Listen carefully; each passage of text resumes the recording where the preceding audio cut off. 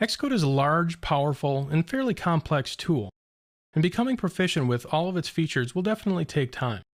Although there is a long list of tips and tricks you'll find along the way, I wanted to give you a quick rundown of some of the key shortcuts I use all of the time.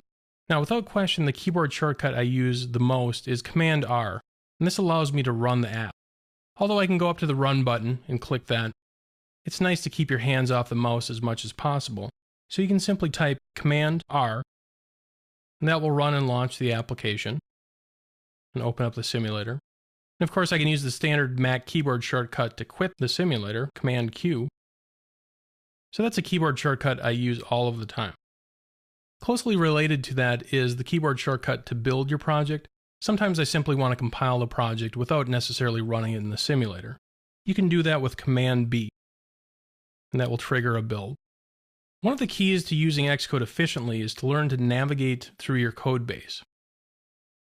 Now, a frequently used navigation that I perform is navigating between the header file and an implementation file.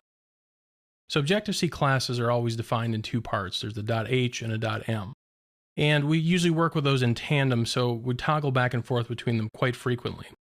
You can do this by holding down Control, Command, up and down arrow, and this will toggle me back and forth between the file's header and its implementation. Closely related to that keyboard shortcut is a keyboard shortcut to navigate through your file history. So if I want to go backwards and forwards in my file history, I can hold down Control, Command, left arrow to go back, and right arrow to go forward. If I want to use the mouse, I can go up to these arrows and go back and forward in my file history as well. But you'll find the keyboard shortcut to be much quicker. Another convenient way to navigate through your source is to use the Command key while you're hovering over a symbol. So for instance, if I want to jump to the UI application's header, I can hold down the Command key, and you'll see suddenly that turns into a hyperlink.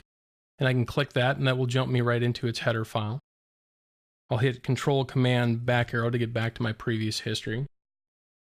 But I can also quickly navigate through my code. This can be a great way to quickly navigate through your code base.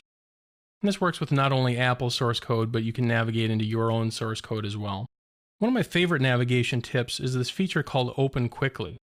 And you can actually find this under the File menu and say Open Quickly. Or the more convenient way to open this is Command-Shift-O. This will pop open this little dialog. And from here I can type a file name or any symbol name, and that will narrow down my selections. Search for Alert.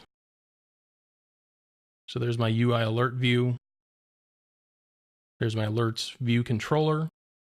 And by hitting Open, or just the Enter key, that will jump me right to that location in the code.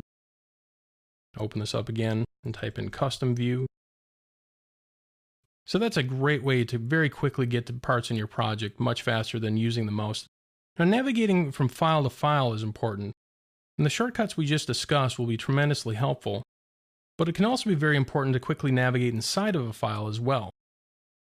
And one way we can help organize that code is through the use of this feature called pragma marks. So let me find a little longer file. Here's this custom picker data source.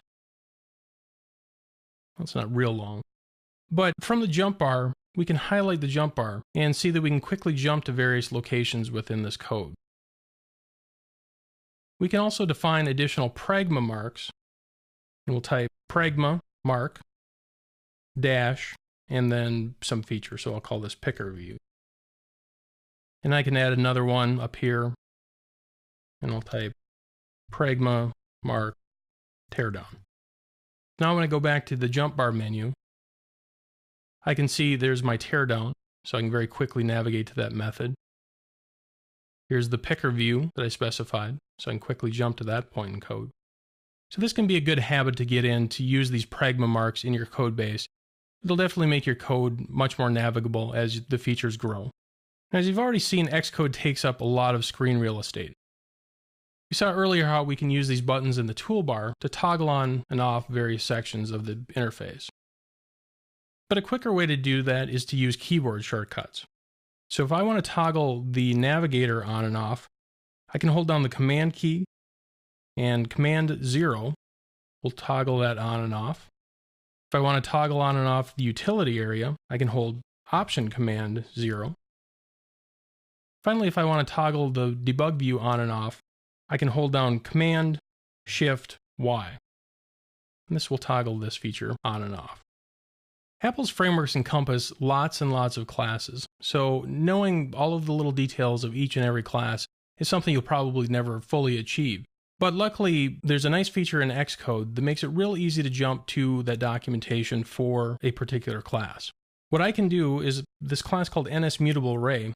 If I want to quickly bring up some documentation for this, I can hold down the Option key, and you'll notice my cursor suddenly turns to a crosshairs, and I can highlight over NSMutableArray and click that, and this will give me some abstract information about this particular class.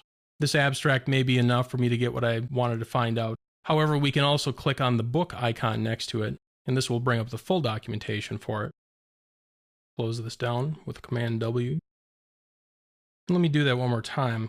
I'll hold down the Option key. In addition to opening up the full documentation, there's also a shortcut to get right to its header file, so that can be another convenient navigation feature. So now you have a good collection of tips that will help you become more productive in Xcode. As I mentioned earlier, this is only a small sampling of the productivity tips that exist. You'll undoubtedly find more as time goes on. The more proficient you become with Xcode and its related tools, the quicker you'll be able to go from idea to implementation. I'll see you in the next section.